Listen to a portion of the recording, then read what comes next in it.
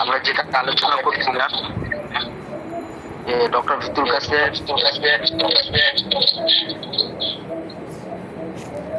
Sir eco হচ্ছে sir. হ্যাঁ, ওই জন্য ওইটা এবার ঠিক আছে না? জি স্যার, ঠিক আছে।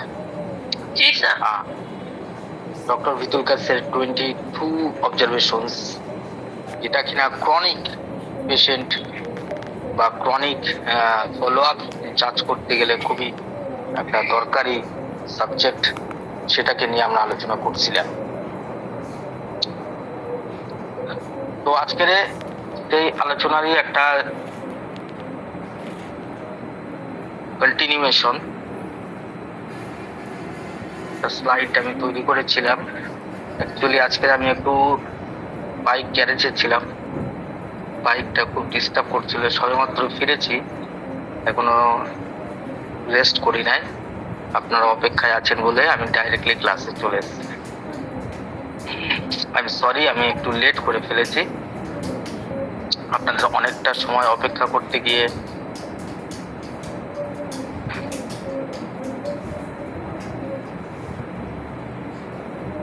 ব্যয় হয়ে গেছে, তার জন্য আমি এক্সট্রিমলি সরি। আচ্ছা, স্লাইড দেখা যাচ্ছে কি?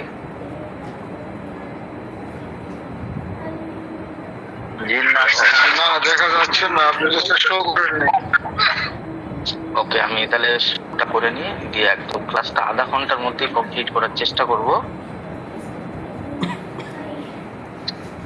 বাবা, তো সবকিছু চেঞ্জ করে ফেলেছে গুগল মিটে। টুলস এর মধ্যে আছে না, শেয়ারিং অপশন কোথায় আছে বলুন তো?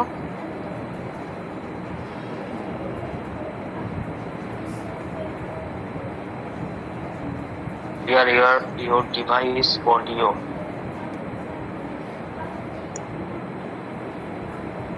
হ্যালো, এটা কিভাবে এখন শেয়ার কিভাবে করা যায়? On the go, edit other.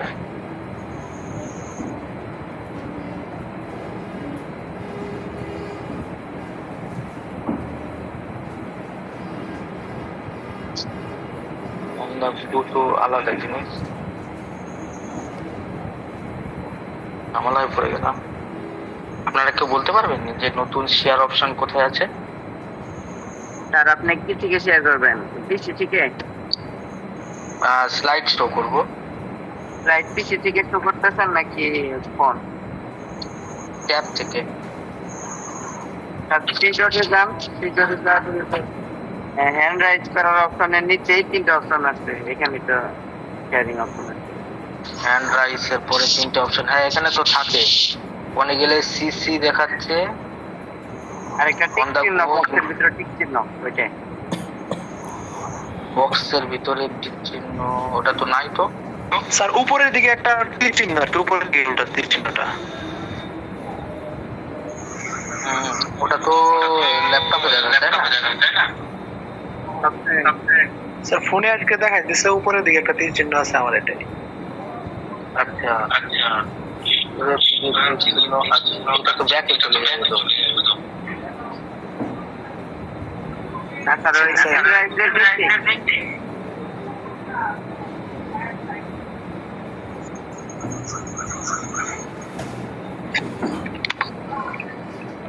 Sir ল্যাপটপে হইলে ক্যামেরা অপশনের পাশে একটা তীর চিহ্ন দেওয়া আছে, নিচে ট্যাগ দেওয়া আছে, সেখানে tools, setting, report abuse, edit other, on the go, setting and tools, এই কটাই আছে।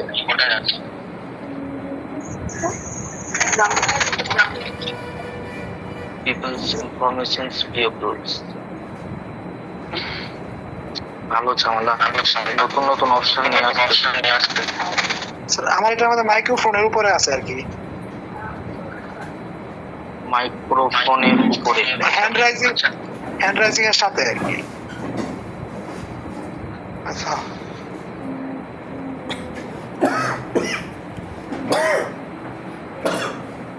হ্যান্ডরাইজিং এর সাথে তো 3 ডট আছে, 3 ডটে তো অন্য অন্য জিনিস দেখাচ্ছে, যে কন্টেন্ট গুলো ছিল সেগুলো চেঞ্জ করে দিয়েছে।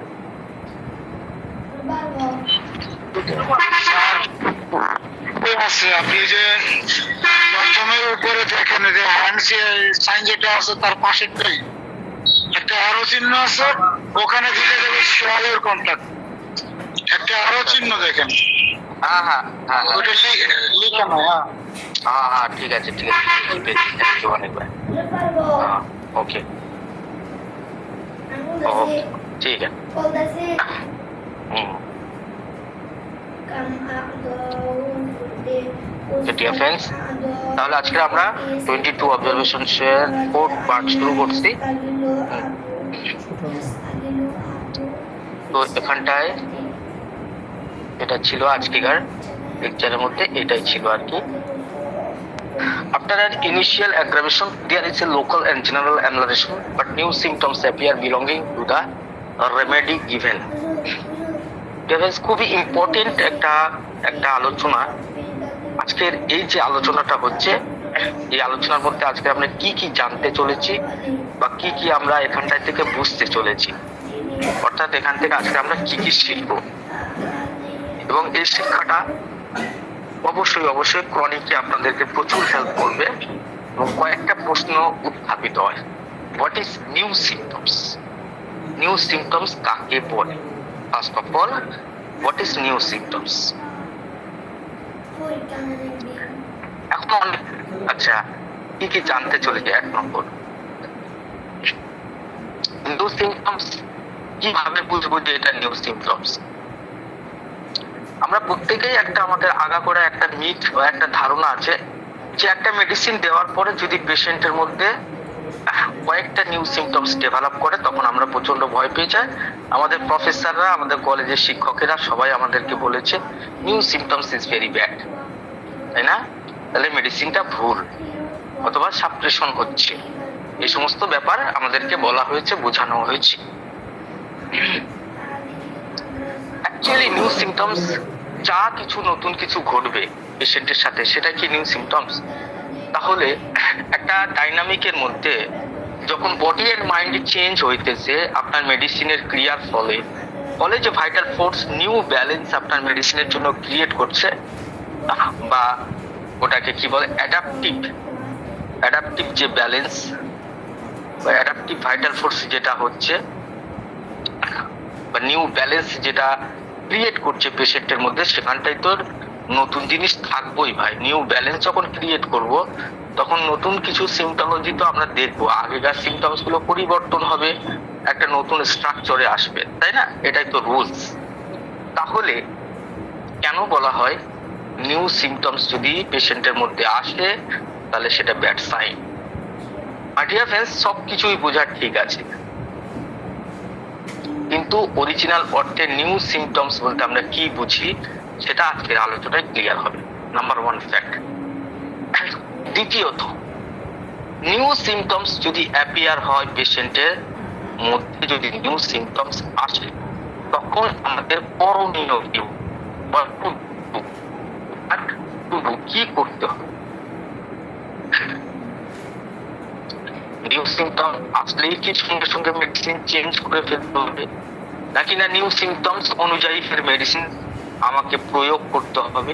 কি এটা আমরা বুঝবো যে নিউ সিমটমস অ্যাপিয়ার হলে সেটাকে কিভাবে হ্যান্ডেল করতে হয়, কখন প্রেসক্রিপশন করতে হয় আর কখন প্রেসক্রিপশন করতে হয় না, ওয়াচ অ্যান্ড ওয়েট, রাইট? 3 নম্বর হচ্ছে সেনসিটিভ পেশেন্টের মধ্যে এই নিউ সিমটমস এর অ্যাপিয়ার বা উপস্থিত হওয়ার ঘটনা কেমন ভাবে এক্সপ্লেন করা যায় এবং সেখানে কি করতে হয়। তাহলে আজকেকার সাবজেক্ট খুবই সোজা, নিউ সিমটমস এবং নিউ সিমটমসে আমাদের করণীয়। মাই ডিয়ার ফ্রেন্ডস, এবার আমরা আসবো আসল ব্যাপারটায়। গ্রাফিক্সটা আছে।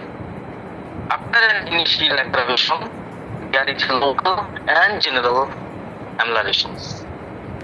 তাহলে প্রথম শব্দ কি? ফার্স্ট আমরা যদি এই পোর্শনটার দিকে তাকাই, এখানটায় একটা অ্যাগ্রাভেশন দেখা যাচ্ছে। এর আগে যারা ক্লাসে উপস্থিত ছিল তারা সবাই জানেন যে গ্রাফিক্সটাকে আমি খুব ভালোভাবে বুঝিয়েছিলাম। তো মোটামুটি সিমটমস এর ইন্টেন্সিটি যদি এখান থেকে শুরু করা যায়, এখান থেকে সিমটমস আস্তে আস্তে ডেভেলপ করছে, এই জায়গায় পেশেন্ট ছিল, তার সিমটোলজি সিমটমস এর ইন্টেন্সিটি প্রকাশ করছে এই জায়গাটা। তো এখান থেকে একটা প্রথম দিকে একটা অ্যাগ্রাভেশন হয়েছে। অ্যাগ্রাভেশন কোন লেভেলে কোথায় হচ্ছে? E for energy, M, E for mental emotion, and C for cognitive complaints। অর্থাৎ তার সমস্ত কিছু ইমোশনাল এবং মাইন্ড এবং তার ফিজিক্যাল জেনারেল, এটা এনার্জির দ্বারা প্রকাশ করা হয়েছে, এবং তার যা সমস্যা সবকিছুতে একটা অ্যাগ্রাভেশন দেখা দিল। তাহলে ফার্স্ট আমরা বুঝলাম দেয়ার ওয়াজ এ অ্যাগ্রাভেশন, সেখানে একটা অ্যাগ্রাভেশন ঘটেছিল। তাহলে অ্যাগ্রাভেশন হইল right, aggravation then what to do, তারপরে কি হবে? আপনার শুনতে পাচ্ছি না স্যার, সাউন্ড ক্লিয়ার না স্যার। ওকে, এবার এবার ঠিক আছে? শোনা যাচ্ছে তো স্যার? ক্লিয়ার? হ্যাঁ, তাহলে ওখানটায় অসুবিধা হচ্ছে। তাহলে ফার্স্ট একটা অ্যাগ্রাভেশন আমরা দেখছি, কোথায় কোথায় অ্যাগ্রাভেশন হচ্ছে? লোকাল, অর্থাৎ যে ডিজিজটা বা যে চিফ কমপ্লেন, যে সমস্ত সমস্যা রোগী নিয়ে আসছে তার হচ্ছে একটা অ্যাগ্রাভেশন আছে। আর ফিজিক্যাল জেনারেলের মধ্যে বা জেনারেলের মধ্যে, অর্থাৎ mental general and physical general, তিনটে গ্রাফ আছে না? সবটাতে একটা অ্যাগ্রাভেশন, সুস্পষ্ট অ্যাগ্রাভেশন হয়েছিল। দেন তারপরে কি হলো? তারপরে দেখেন গ্রাফটার দিকে ভালো করে দেখবেন, লক্ষ্য করেন এই যে গ্রাফটা, এই গ্রাফটা এর আবার অ্যামলারেশনের দিকে, এই যে এতটুকু অ্যাগ্রাভেশন, এই পর্যন্ত অ্যাগ্রাভেশন হয়েছে, এই পর্যন্ত, তারপর আস্তে আস্তে কাউন্টের দিকে চলে আসতেছে, তাই না? ঠিক কিনা? ওকে, ঘটনা সত্য। তাহলে আমরা দেখলাম ফার্স্ট অ্যাগ্রাভেশন, দেন তারপরে কি হচ্ছে? অ্যামলারেশন, তিনটে স্টেজে হচ্ছে, তারপরে অ্যামেলমেন্ট, তাই না? ওকে, কিন্তু এখানে একটা অদ্ভুত ঘটনা ঘটতেছে, সেটা হচ্ছে কিছু নতুন সিমটমস কেসের মধ্যে চলে আসছে, বাট নিউ সিমটমস অ্যাপিয়ার। আর যে নিউ সিমটমস কিনা belonging to the remedy given, যে মেডিসিন দেওয়া হয়েছে আর কিছু লক্ষণ চলে আসতেছে। এই যে নিউ সিমটমস এর যে লাইনটাকে ক্রিয়েট করা হয়েছে সেটা দেখেন, এই যে লাইনটা যাচ্ছে, এটা হচ্ছে নিউ সিমটম। কখনো বাড়তেছে, কখনো কমতেছে, বাড়তেছে, কমতেছে, কিন্তু কেসের মধ্যে আছে। দেন এখানটায় ঝামেলা হচ্ছে, কিছু নতুন সিমটমস যেটা পেশেন্টের মধ্যে ছিল না, যেটা পেশেন্টের রোগের মধ্যে ছিল না, সেরকম টাইপের কিছু নতুন সিমটমস অ্যাপিয়ার হচ্ছে। তাহলে পুরো ক্লিয়ার? এখানে কি ঘটনা ঘটছে? একবার মেডিসিন দেওয়ার পরে 1 মাস বাদে ফলো আপ যখন আপনি নিতে গেলেন, তখন আপনি দেখলেন যে ঘটনা। অ্যাজ এক্সাম্পল, আপনি একটা রোগীকে লাইকোপোডিয়া মেডিসিন দিয়েছেন, আর তার গ্যাসের প্রবলেমের জন্য, গ্যাস্ট্রাইটিসের জন্য লাইকোপোডিয়া প্রেসক্রিপশন করেছেন। বিকালের দিকে তার প্রচন্ড কষ্ট হইতো ধরেন। দ্বিতীয়ত, পেশেন্ট রুটি খাইতে ভালোবাসে, গরম খাদ্য খাইতে ভালোবাসে, কিছু ফিজিক্যাল সিমটম ছিল। আর মেইন সমস্যা ধরেন গ্যাস কমপ্লেক্স ছিল, এবং তার সাথে ধরেন ইউরিনের কিছু কমপ্লিকেশন ছিল, পেশাবের সমস্যা, পেশাবের স্পিড কম, ফ্লো কম, এই সমস্ত ব্যাপার। ওকে, দেন মাইন্ডের মধ্যে কি ছিল? এই স্মরণ শক্তি ধরেন একটু মেমোরি পাওয়ার খুবই কম ছিল, একটু মনে রাখতে পারছে না, সব ভুলে যাচ্ছে, এই সমস্ত ব্যাপার। ওকে, এই পেশেন্ট যখন 1 মাস বাদে আপনার কাছে আসতেছে, আপনি দেখছেন যে তার গ্যাস কমপ্লেক্স অনেক কমে গেছে, মেমোরি উইকনেস অনেক বেটার, পেশেন্ট আগের থেকে অনেক বেশি এনার্জেটিক। ওকে, এনার্জেটিক, কিন্তু ঝামেলা হইতেছে যে তার সবকিছু ভালো আছে, কিন্তু তার একটা নতুন সমস্যা দেখা দিচ্ছে, যেমন লাইকোপোডিয়ামে যেমন চুল পাকা শুরু হয়েছে, চুল পাকা এবং হেয়ার ফলিং, এই সমস্যা হইতেছে। 2-4টে করে আগের থেকে বেশি ফলিং। আপনারা জানেন তো লাইকোপোডিয়াম কিন্তু প্রি ম্যাচিওর কি বলে ওটা, গ্রে হেয়ার জন্য খুবই একটা উল্লেখযোগ্য medicine. Also phosphorus very important medicine.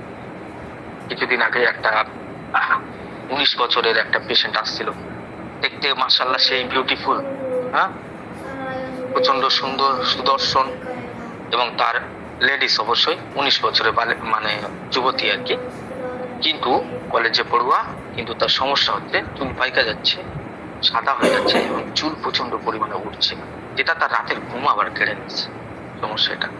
তো সুদর্শন বলার কারণ হচ্ছে ফসফরাসের যেরকম বডি ম্যাচ কনস্টিটিউশন ম্যাচ করছিল, ঠিক সেই টাইপের তার বিহেভিয়ার এবং তার ইমোশনালের প্যাটার্ন। এত সেন্সিটিভ রুগী, phosphorus is very sensitive and extroverted. তো যাই হোক, মেডিকেল ক্লাস নয়। লাইকোপোডিয়ামের মধ্যে এবারে নতুন সমস্যা কি শুরু হলো, ইয়ার ফলিংস, যেটা পেশেন্ট আপনার কাছে সে জ্ঞানর জ্ঞানর করতেছে কানের কাছে, ডাক্তার এত চুল পড়তেছে কেন, এই ওষুধ খাওয়ার পরে তো ভালো আছি, কিন্তু চুল পাকতেছে, আমার চুল সাদা হয়ে যাচ্ছে, এখন আমি কি করব, হোয়াট টু ডু? এবং তাহলে আপনি কি প্রেসক্রিপশন করবেন বলেন, আপনাদের কি করতে মন চাইতেছে?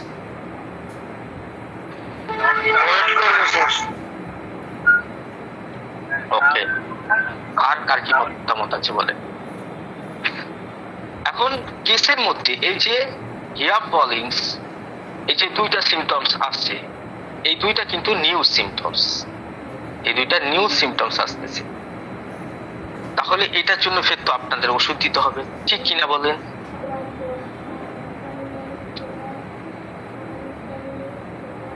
জি না স্যার। আচ্ছা, তাহলে নিউ সিমটমস যখন অ্যাপিয়ার হইতেছে আপনারা মেডিসিন দিবেন না? বইয়ের মধ্যে তো হাজারো লেখা আছে যে নিউ সিমটমস অ্যাপিয়ার হইলে আপনাদের ওষুধ তো অবশ্যই দেওয়া লাগবে। আপনার মেডিসিন ট্রিটমেন্ট বা আপনার যে মেডিসিন প্রয়োগ করেছেন সেটা তাহলে ভুল, তাহলে আজকের আলোচনা সত্যিকারের অর্থে সেন্টার পয়েন্ট হচ্ছে এটা। এরকম টাইপের ভুল কখনোই করবেন না, এই চুল পাকা এই হেয়ার ফলিংস এর জন্য কোনো মেডিসিন নয়। মাই ডিয়ার ফ্রেন্ডস, সবার আগে বুঝেন, এই পেশেন্ট, যে পেশেন্টের মধ্যে যখন অ্যাগ্রাভেশন দেখা দিচ্ছে, হ্যাঁ, রাত যখন উপরের দিকে উঠতেছে, দেন 100% এখানে ভাইটাল রিয়াকশন বা ভাইটাল ফোর্সের যে রিয়াক্টিভ প্রসেস আছে বা রিয়াকশন বা প্রতিক্রিয়া দেওয়ার যে ক্ষমতা, সেটা সত্যিকারের অর্থে খুবই স্ট্রং, অর্থাৎ পেশেন্টের হেলথের লেভেল খুবই খুবই শক্তিশালী, অর্থাৎ পেশেন্টের হেলথ খুবই ভালো। ভাইটাল যখন ভাইটাল ফোর্স খুবই উইক কন্ডিশনের মধ্যে থাকে, vital force is very weak condition, then তখন তার এক্সপ্রেশন, ভাইটাল ফোর্সের যে এক্সপ্রেশন বা ভাইটাল ফোর্সের যে প্রতিক্রিয়া, সেটা কিন্তু খুবই স্লো হয়, তখন অ্যাগ্রাভেশন করার মতো ক্ষমতা তার থাকে না। আপনি যেটাকে অ্যাগ্রাভেশন ভাবতেছেন, দেন ইট ইজ প্যাথোলজিক্যাল অ্যাগ্রাভেশন বা ডিজিজ প্রোগ্রেস হওয়ার কারণে রোগ বা রোগটা আরো মেটাস্টেসিস করতেছে। রোগ মেটাস্টেসিস করা, দ্যাট ইজ নিউ সিমটমস। তখন পেশেন্টের ধরেন প্রথমে অ্যালার্জি ছিল, সেটা শ্বাসকষ্টে রূপান্তরিত হলো, সেটার থেকে প্রচন্ড সিভিয়ার ডিসিপনিয়া ক্রিয়েট করলো, দেন এই যে স্টেজ বাই স্টেজ যাইতেছে, তখন প্রথমে অ্যালার্জি, লাস্টের পয়েন্টে কি আসতেছে, ডিসিপনিয়া, শ্বাসের কষ্ট, নিঃশ্বাসের ঘাটতি তৈরি হচ্ছে। তাহলে নিঃশ্বাসের ঘাটতি তৈরি হয়, ইট ইজ নিউ সিমটমস। কিন্তু সেটা কিসের জন্য হচ্ছে? প্যাথোলজিক্যাল ডেভেলপমেন্টের কারণে, প্যাথোলজি আরো সিভিয়ার জায়গায় বা আরো ডিপ স্তরে যাইতেছে বলে নিত্য নতুন সিমটমস ডেভেলপ করতেছে। তাহলে নিউ সিমটমসকে আমরা দুইটা ভাগে ভাগ করতে পারি। নাম্বার ওয়ান হচ্ছে একটা নিউ সিমটমস যেটা কিনা পেশেন্ট ভালো হওয়ার কারণে, ভাইটাল ফোর্স আরো শক্তিশালী হওয়ার জন্য ডেভেলপ করতেছে, অর্থাৎ সে আরো ভালোভাবে রিয়াকশন করতেছে বা রিয়াক্টিভ, যে ভাইটাল ফোর্স আস্তে আস্তে দুর্বল হয়ে একটা স্ট্যাটিস্টিক কন্ডিশন, একটা স্থির অবস্থার দিকে যাইতেছিল, সেখান থেকে ভাইটাল ফোর্স আবার পুনরায় তার মধ্যে নতুন শক্তি সঞ্চারিত হওয়ার কারণে সে এখন বর্তমানে প্রতিক্রিয়া দিচ্ছে। That new symptoms is not new symptoms, এটা একটা আলাদা ধরনের সিমটমস। দ্বিতীয় যেটা হইতেছে প্যাথোলজিক্যাল প্রোগ্রেস করার জন্য, প্যাথোলজি যদি প্রোগ্রেস করে, দেন তারপরে যে সিমটোলজি আছে সেটাকে অরিজিনাল সত্যিকারের অর্থে যে হোমিওপ্যাথিক লিটারেচারে বলা হয়েছে নিউ সিমটমস মানে খুবই খারাপ ব্যাপার, সেটা হচ্ছে এইটা। এই new symptoms. My dear friends, এই যে দুইটা নিউ সিমটমস এর বিহেভিয়ার দুই ধরনের হয়। এক নম্বর হচ্ছে যখনই ভাইটাল ফোর্স খুবই শক্তিশালী হয়, তখন প্রতিক্রিয়া দেওয়া শুরু করে, তখন আপনার সুন্দর ওষুধের কারণে বা সুন্দরভাবে সিমিলিমাম প্রয়োগ করার কারণে যখন তার মধ্যে কিউরেটিভ ফেজ শুরু হয়, তখন যে সিমটোলজি ডেভেলপ করে সেখানটায়, আর এই যে প্যাথোলজিক্যাল প্রোগ্রেসের কারণে যে নিউ সিমটমস ডেভেলপ করে সেখানটার মধ্যে অনেক বেশি পার্থক্য আপনি বুঝতে পারবেন। কিভাবে বুঝবেন? দুইটা সিমটোলজি পার্থক্য দুই রকম। যেখানে প্যাথোলজি প্রোগ্রেস করার জন্য নিউ সিমটমস ডেভেলপ করতেছে, সেখানটায় পেশেন্টের ফিজিক্যাল জেনারেল, খুব ভালো করে এই কথাটা শুনেন, ফিজিক্যাল জেনারেল ডিক্লাইন হয়ে যাবে। অর্থাৎ তার ঘুম, তার স্লিপ, তার ক্ষুধা, তার মানসিক শান্তি, তার কামনেস, তার উৎসাহ, তার মুড, হ্যাঁ, তারপর কি তার হচ্ছে কি প্রতিক্রিয়া, মানে রাগ, দুঃখ, কষ্টের যে প্রতিক্রিয়া, সেগুলো স্ট্রং হইতে থাকবো। যখন হচ্ছে প্রথম অবস্থাটা কিউরেটিভ ফেজ যখন শুরু হবো, তখন তার সমস্ত প্রতিক্রিয়া এবং তার মুখের চোখের চাউনি, শুধু তাই নয়, চোখের চাউনি, তার মুখের উজ্জ্বলতা, তার কথা বলার প্যাটার্ন, সমস্ত কিছুর মধ্যে একটা পজিটিভনেস যখন দেখা যাবে, তখন যে সমস্ত সিমটোলজি আসবে, এটা নিউ হোক আর আননিউ হোক, দেন ইট ইজ পজিটিভ রেজাল্ট, এটা নিউ সিমটমস নয়। সেখানটায় দুই ধরনের সিমটোলজি যুক্ত হতে পারে। এক নম্বর হচ্ছে মেডিসিনাল সিমটমস, যেটাকে ডক্টর হ্যানিম্যান এক্সিলারি সিমটমস বলছে। অর্থাৎ মেডিসিনের সাথে বা মেডিসিনের প্রুভিং লাইক সিমটমস, অর্থাৎ মেডিসিনের কিছু সিমটমস তার মধ্যে চলে আসতেছে, প্রুভিং লাইক সিমটমস তার মধ্যে চলে আসে, রাইট? কিন্তু সেখানটায় মেন বোঝার যে বৈশিষ্ট্য, যে তার ফিজিক্যাল জেনারেল এবং মেন্টাল জেনারেল আগের থেকে ভালো হয়েছে। তখন যে সিমটোলজি, আপনি নতুন সিমটম যদি সেখানটায় দেখেন, হয় মাস্টলি সেটা রোগ চক্র বা সিমটোলজি বা ভাইটাল ফোর্সের যে রিয়াকশন গুলো আগে দিতে পারতো না, বা যে সিমটোলজি বডিতে প্রডিউস করতে পারতো না, সেই সিমটোলজি বা সাপ্রেশনের কারণে যে সিমটোলজি চাপা পড়ে গেছে, অর্থাৎ ওল্ড সিমটমস রিটার্ন। এক নম্বর এই সিমটমস হইতে পারে, আর না হলে মেডিসিনাল সিমটমস আসতে পারে। মেডিসিনাল সিমটমস কাদের মধ্যে আসবে? যারা হচ্ছে খুবই হাইপার সেনসিটিভ পেশেন্ট, যারা প্রুভিং এর জন্য খুবই উপযুক্ত ব্যক্তি, তাদের মধ্যে মেডিসিনাল সিমটমসটা গ্রো করে। এই যেমন লাইকোপোডিয়ামের মধ্যে মেডিসিনাল সিমটমস, যেমন লাইকোপোডিয়ামের মধ্যে চুল পড়ে যাওয়া এবং গ্রে হেয়ার হওয়া, অর্থাৎ চুলের উপরে লাইকোপোডিয়ামের একটা বিশিষ্ট কাজ আছে। মাই ডিয়ার ফ্রেন্ডস, ছিল গ্যাস্ট্রিক কমপ্লেন্স, কিন্তু পেশেন্ট এতটা সেনসিটিভ যে সে চুলের বৈশিষ্ট্যকে প্রকাশ করে ফেলতেছে। তাহলে এই যে সিমটমসটা ছিল, এটা নিউ সিমটমস। এটা অ্যাকচুয়ালি আপনি যখন পেশেন্ট এই কথাটা বললো, আপনি মেট্রিয়া মেডিকা খুলে আপনি দেখতেছেন যে মেট্রিয়া মেডিকার মধ্যে তো লাইকোপোডিয়ামের এই যে চুলের বৈশিষ্ট্য যেটা, সেটা তো পেশেন্টের মধ্যে চলে আসছে। তাহলে এটা লাইকোপোডিয়ামেরই একটা প্রুভিং সিমটমস হিসেবে রোগীর শরীরে দেখা দিচ্ছে যে লাইকোপোডিয়াম, বিকজ সে হচ্ছে এতটা হালকা মাত্রায় দেওয়ার পরেও, এতটা সূক্ষ্ম মাত্রায়, এতটা কম ডোজ দেওয়ার পরেও কিন্তু পেশেন্ট তার সিমটোলজি প্রুভিং সিমটমসকে প্রকাশ করতেছে। সেই কারণে patient is hyper sensitive, right? My dear friends, যেখানে ভাইটাল ফোর্স আগের থেকে বেশি প্রতিক্রিয়াশীল হয়েছে, আরো শক্তিশালী হয়েছে, সেখানটায় ওল্ড সিমটমস জেনারেট করে। অর্থাৎ যে সমস্ত কষ্টগুলো আগে চাপা পড়ে গিয়েছিল ভাইটাল ফোর্স, সেগুলোকে বা ডিফেন্স মেকানিজম সেগুলোকে সলভ করতে পারে না, অবদমিত হয়েছিল এবং ভাইটাল ফোর্স কম্প্রোমাইজ হয়ে গিয়েছিল এবং পুরো বডি একটা কম্পনসেট করে ফেলেছিল যে আচ্ছা, তখন ভাইটাল ফোর্সের চেষ্টা থাকে, যখন অবদমিত হয় ভাইটাল ফোর্স, তখন সেখানটায় চেষ্টা থাকে সার্ভাইভ করার জন্য, যে যেটুকু এনার্জি আছে, যেটুকু, দেখেন ধরেন লাংসের মধ্যে প্রচন্ড পেইন ছিল, ফার্স্ট স্টেজে কি থাকবে, যখন লাংসের মধ্যে ইনফেকশন দেখা দেবে, প্রচন্ড পেইন অ্যান্ড ফিভার, যখন এটাকে চাপা দেওয়া হবে তখন দেখা যাবে হঠাৎ করে লাংসের মধ্যে ফাইব্রোসিস ক্রিয়েট করবে, রাইট? কিন্তু এই যে পেইন, এটাই হচ্ছে ভাইটাল ফোর্সের প্রকাশ ভঙ্গিমা ছিল। তখন যখন ভাইটাল ফোর্স দেখতেছে যে লাংসের যা কাজ আছে সেই কাজটা আমাকে পারফেক্ট ভাবে চালিয়ে তো যেতে হবে, তাহলে যখন আর ব্যালেন্স করতে পারছে না লাংসের মধ্যে কত সমস্ত যে এর যে ফাংশনকে যখন প্রপারলি ভাবে ভাইটাল ফোর্স আর ধরে রাখতে পারছে না, তখনই ডিফেন্স মেকানিজম ফাইব্রোসিস ক্রিয়েট করা শুরু করে। পেনের অবস্থাটা তখন কি হয়? তখন এই যে severe lungs pain with fever, এটা তখন আর থাকবে না, তখন এটা ড্রপ হয়।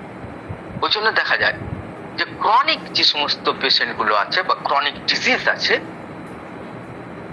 সেখানটায় যখন কম্পনসেট করে পুরো বডি হোমিওস্ট্যাসিসকে মেনটেন করতে পারে না, যখন একটা প্যাথোলজি গ্রো করে এবং সেটা একটা ক্রনিক ডিজিজে পরিণত হয়, মোটামুটি ভাবে ভাইটাল ফোর্স বা পুরো বডি এটা মেনে নিচ্ছে যে কাজ চলার মতো থাকলে হবো, অত ভালো রাখার চেষ্টা সে করবে না। তখন এত পেন, এত কষ্ট, এগুলো সব চাপা পড়ে যায়। যখন সত্যিকারের হোমিওপ্যাথিক ঔষধ এখানে প্রেসক্রিপশন হবো, তখন আবার সেই পেনটা ডেভেলপ করবে। ব্যাপারটা বুঝছেন? যখনই এই পেনটা ডেভেলপ করছে, তখন কিন্তু বডিতে যে সমস্ত জেনারেল লেভেলে যে সমস্ত চেঞ্জ এসেছিল, মুড, ক্ষুধা, পেশাব, পায়খানা, সমস্ত কিছু মধ্যে ইমপ্রুভমেন্ট দেখা যাবে, পেশেন্টের মধ্যে একটা সজীবতা লক্ষ্য করা যাবে, যদিও সেখানটায় পেইন আছে, যদিও সেখানটায় পেইন প্রডিউস হইতেছে। এটাকে বলে রিভার্স অফ ভাইটাল ফোর্স, অর্থাৎ বডি রিভার্স করতেছে, restoration of health doctor Hahnemann বলতেছে। তাহলে যখন রিস্টোরেশন হইতেছে, তখন ওল্ড সিমটমস আবার চলে আসতেছে। এই কারণের জন্য যখনই আপনারা কোনো ক্রনিক প্রেসক্রিপশন করবেন, যেখানটায় খুবই কুইক ভাইটালিটি, সেখানটায় যদি কোনো ডিসচার্জ দেখা দেয়, সেখানটায় যদি কোনো স্কিনের কোনো সিমটমস দেখা যায়, বা পেরিফেরিতে যদি কোনো সিমটমস, অর্থাৎ বডির ত্বকের মধ্যে কোনো কথা ডিস্টার্ব হচ্ছে, আসছে না, বোঝা যাচ্ছে না ভাই? আমিন শানু ভাই, বোঝা যাচ্ছে? হ্যাঁ, বোঝা যাচ্ছে তো। স্যার ক্লিয়ার আছে, ক্লিয়ার শুনতে পাচ্ছি তো স্যার। মানিক ভাইয়ের ওখানে সমস্যা আছে নেটে। হ্যাঁ। তো যখন ডিসচার্জ চলে আসতেছে, বিশেষ করে ডিসচার্জ, এই যে আপনাকে শুনতে পাচ্ছি না। আপনি সবাই শুনতে পাচ্ছে ভাই? স্যার আপনার ওখানে নেটের সমস্যা নেই, স্যারের সমস্যা নেই, স্পষ্ট শোনা যাচ্ছে। তো যখনই ভাইটাল ফোর্সে, যখনই আপনার একটা মেডিসিন দেওয়ার পরে, যেটা ক্রনিক, সেখানে যদি ডিসচার্জ চলে আসে, তাহলে এটা হচ্ছে, এই ডিসচার্জ কেন আসতেছে? বিকজ ভাইটাল ফোর্স আবার নিজেকে ব্যালেন্স করার চেষ্টা করে পূর্বের ব্যালেন্সকে বা পূর্বের অবস্থাকে ফিরিয়ে আনতে চলেছে। তো সেই ক্ষেত্রে দেখা যাচ্ছে আগে ডাক্তার আমার খুব ভালো ছিলাম, আমার পেটের মধ্যে টিউমার ছিল, ঠিক আছে, কিন্তু আমি তো খুব ভালো ছিলাম।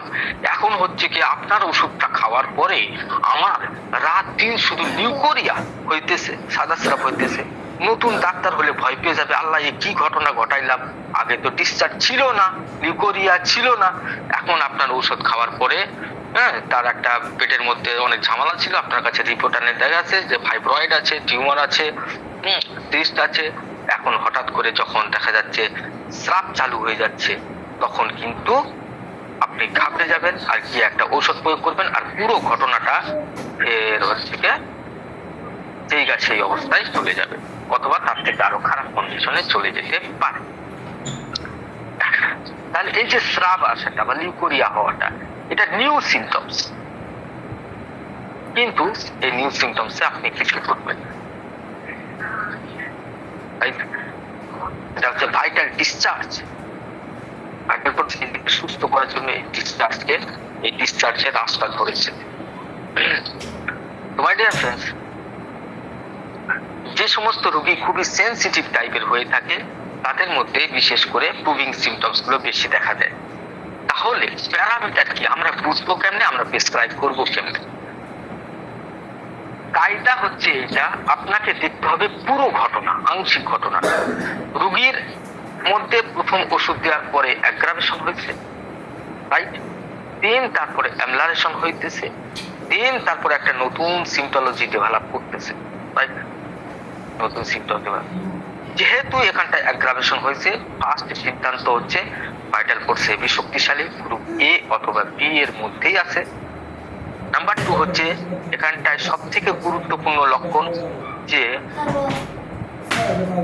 পেশেন্টের জেনারেল সিমটমস, হোক সেটা মেন্টাল জেনারেল বা হোক সেটা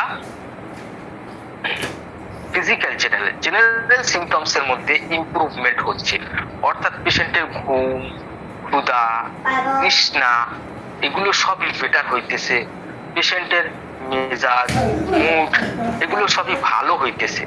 সেই জায়গায় যদি নিউ সিমটমস দেখেন আপনি কখনোই সেটার উপরে ওষুধ প্রয়োগ করবেন না, না রিপিটেশন হইব, না হচ্ছে কি নিউ মেডিসিন প্রেসক্রিপশন, না হি পোটেন্সি হাই পাওয়ারের কোনো কিছু দেওয়া লাগবে। কিন্তু যেখানটায় আপনি দেখবেন এই ঘটনার ঠিক অপোজিট, যেখানটায় পেশেন্টের লোকাল সিমটমস কমে গেল, সাদা লিউকোরিয়ার যে স্রাব ছিল, যে লিউকোরিয়া ছিল, লিউকোরিয়া কমে গেল, লিউকোরিয়া যদি কমে যায় দিয়া সেখানটায় যদি বা কোনো একটা আলসার ছিল, সেই আলসারে আপনি ঔষধ প্রয়োগ করা মাত্র সেটা শুকিয়ে যাচ্ছে, একদম শুকিয়ে ড্রাই হয়ে গেছে, রাইট। এই ঘটনার সাথে সাথে এই ঘটনা যখন ঘটতেছে তখন লিউকোরিয়া বন্ধ হয়ে গেছে, ডাক্তার খুবই খুশি, হ্যাপি, আরে বাবারে কি করে ফেলছে। কিন্তু মাই ডিয়ার ফ্রেন্ড, সেখানটায় হতে পারে সেখানে ইউটেরাইন ফাইব্রয়েড ক্রিয়েট করতেছে, লিউকোরিয়া সাপ্রেশন হয়েছে, discharge suppression, uterine complaints appear বা ইউটেরাইন ফাইব্রয়েড বা ক্যান্সার ডেভেলপ।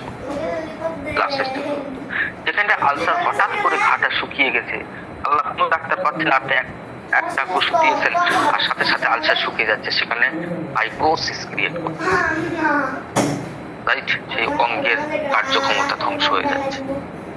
একটা severe inflammatory condition, ulcerative condition, সেখানে ওষুধ দেওয়া মাত্র ড্রাই হয়ে যাওয়া, ঘা শুকিয়ে যাওয়া, ভিতরে ফাইব্রোসিস হয়ে যেতে পারে, রাইট। তাহলে বুঝার উপায় কি এবং করণীয় কি? বুঝার উপায় হচ্ছে এর সাথে সাথে যখনই লিউকোরিয়া সাপ্রেস হয়ে যখনই ফাইব্রয়েড ক্রিয়েট করবো, তার সাথে সাথে ফিজিক্যাল জেনারেল ডিক্লাইন হয়ে যাবে, ফিজিক্যাল ইমপ্রুভমেন্ট নাই। রোগী আগে খুব হাসি খুশি ছিল, এখন প্রচন্ড বিষণ্ণ হয়ে পড়েছে, কিছুই ভালো লাগতেছে না, ইনডিফারেন্স মুড ডেভেলপ করতেছে, কিছুই খেতে ভালো লাগছে না, ঘুমাইতে পারছে না, অথচ লিউকোরিয়া কিন্তু চলে গেছে, ডাক্তার খুবই হ্যাপি। আর এদিকে ঘটনা হচ্ছে এই ঘটতেছে যে পেশেন্টের ফিজিক্যাল জেনারেল, মেন্টাল জেনারেলের 12টা বাজছে। দেন এই ধরনের ব্যাপার অবশ্যই এটাকে বলা হবে সাপ্রেশন। যদিও আপনি লিউকোরিয়া সারাইছেন, যদি আপনি ঘা সারাইছেন, but it is called suppression. এই ধরনের ঘটনা ঘটে বেশিরভাগ অ্যালোপ্যাথিক মেডিসিনের সাথে। অ্যালোপ্যাথি প্রয়োগ করলে উপরের দিকে সবকিছু ভালো থাকে, এদিকে রোগী ঘুমাইতে পারছে না, খাইতে পারছে না, আর মেজাজ ইরিটেবিলিটি খুব বাইরে গেছে, দেন ইট ইজ খুবই ভয়ঙ্কর ঘটনা। তাহলে এখানটায় এরপরে যদি এর সাথে আর একটা নিউ সিমটমস ডেভেলপ করে, এই যেমন ধরেন প্রচন্ড বিষণ্ণ, আগে রোগী খুবই ভালো ছিল, এখন সারা স্রাব চলে যাওয়ার পরে পেশেন্টের মুড হচ্ছে সারাক্ষণ কিছুই ভালো লাগতেছে না, চুপচাপ শুয়ে আছে, কাজে কামে যায় না, চুপচাপ আছে, অ্যাপাথি ইনডিফারেন্স মুড ডেভেলপ করতে। এই যে অ্যাপাথি ইনডিফারেন্স মুড আগে ছিল না, আপনার লিউকোরিয়া সাপ্রেশন করার পরে অ্যাপাথি ইনডিফারেন্স মুড ডেভেলপ করলো, দেন ইট ইজ খুবই খারাপ অবস্থা, বা পেশেন্টের ঘুম আর ক্ষুধা উড়ে গেল, লিউকোরিয়া চলে গেল, কিন্তু আর অ্যাপেটাইট নাই, আর হচ্ছে ঘুমও নাই, ভালো মতো ঘুমাইতে পারছে না, ঘুমের মধ্যে চমকে চমকে উঠতেছে, হ্যাঁ, খিটখিটে মেজাজ লাগতেছে। এই যে এটা হচ্ছে নিউ সিমটমস, এটা আগের রোগীর ছিল না। আগের হয়তো ঘুম ভালো ছিল, ক্ষুধা খুব ভালো ছিল, আপনার ওষুধ খেয়ে ঝামেলায় পড়ছে রোগী, দেন লিউকোরিয়া তো চলে গেছে, আপনি খুশি হচ্ছেন, বাট এখানটায় সাপ্রেশন হয়েছে। এটাকেই বলা হচ্ছে যথার্থ রূপে নিউ সিমটমস। এখানটায় অবশ্যই আপনার medicine is wrong, because physical এবং মেন্টাল জেনারেল বা জেনারেল সিমটমস ডিক্লাইন হয়ে গেছে। ব্যাপারটা বুঝছেন? If the patient is not better in general and new symptoms appear, whether they belong to the remedy or not, সেটাতে যদি সেটা মেডিসিনের মধ্যে থাকেও যদি সেই সিমটম, আর যদি নাও বা থাকে, এই যে অ্যাপেটাইট এবং স্লিপ লাইকোপোডিয়ার মধ্যে যদি নাও থাকে, তারপরেও দিন the remedy was wrong, doctor Bitul বলতেছেন অবশ্যই মেডিসিনটা ভুল হয়েছে।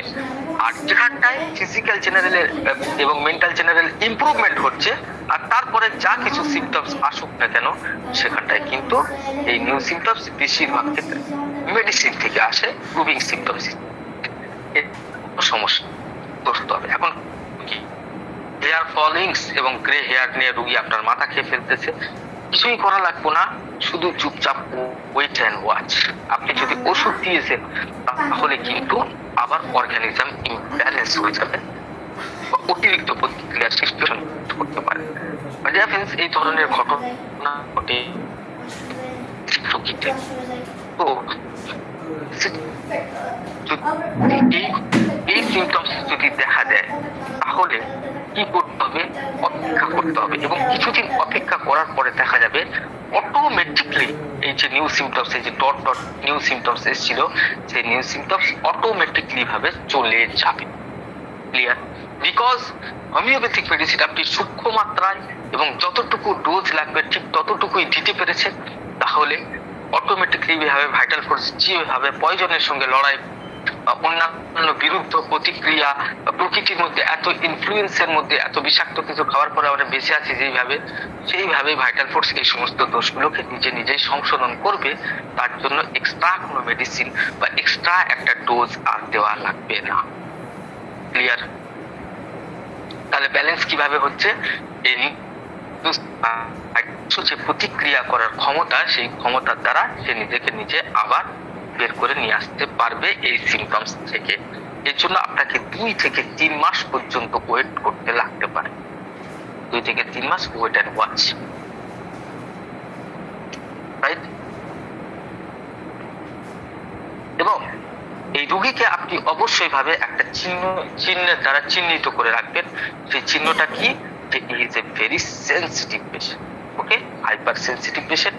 তাই পরবর্তীকালে যদি কোনো ডোজ লাগে তখন এই রোগীকে 200 শক্তি পর্যন্ত দিবেন, 200 শক্তির ঊর্ধ্বে দিবেন না, আর খুব ঘন ঘন ফ্রিকোয়েন্ট রিপিটেশনও করবেন না। বিকজ 200 শক্তির উপরে যদি আপনি মেডিসিন চার্জ করেন, তাহলে হাইপার সেন্সিটিভ যে সমস্ত রোগী আছে, সেই সমস্ত রোগী যদি নিউ সিমটমস আসে, সেই নিউ সিমটমস আরো বেশি সময় ধরে থাকবে, 6 থেকে 7 মাস।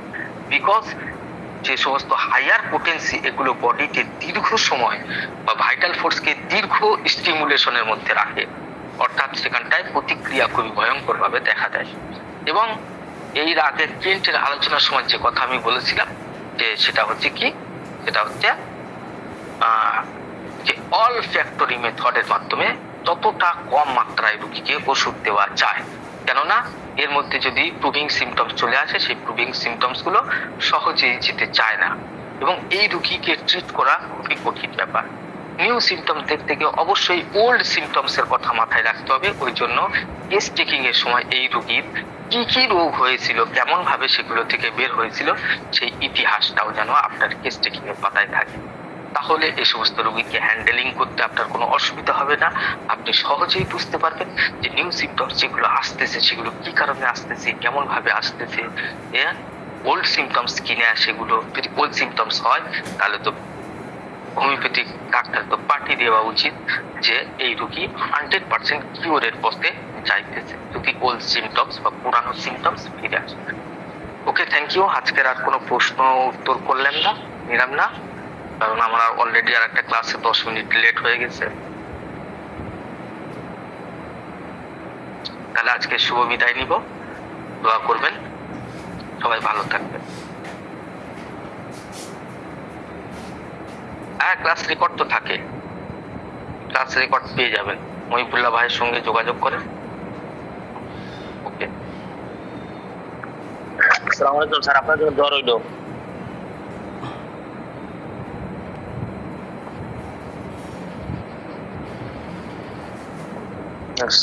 আলোচনা করছে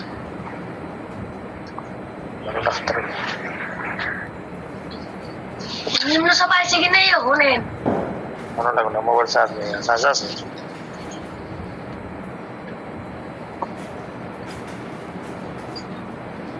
ফ্যানটাকে বন্ধ কর সবার ঠান্ডা লাগতেছে পুরো ফ্যান বন্ধ কর ফ্যানটা বন্ধ করার আগে নিম্ন শব্দে কি হয়েছে নিম্ন শব্দ